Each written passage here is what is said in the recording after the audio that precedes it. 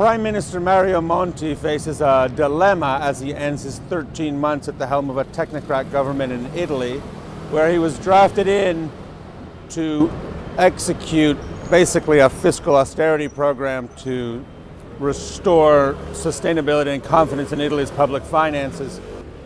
Mr. Monti has been a rather novel experience, although it must be said that about every 20 years Italy has a technocrat government.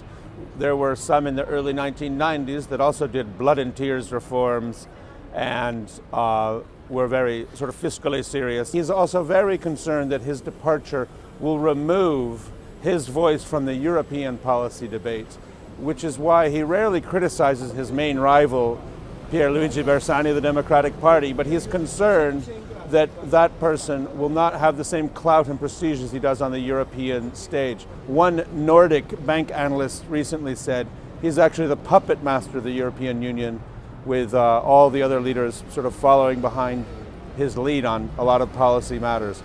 He is seen as a very sober, somewhat severe person, but is broadly trusted for making common sense and fair-minded decisions in what is usually a very partisan fray here. That said, polls clearly show that while Italians are appreciative of his efforts, they do not want him to turn what has been a sort of technocrat mandate, an emergency mandate, if you will, into a player's mandate where he becomes a politician. Yes, his current term will be remembered, I think, by three things. Some will remember it as a tough year of high taxes and rising unemployment. It's a somewhat ungenerous, but no doubt true description of his year in power.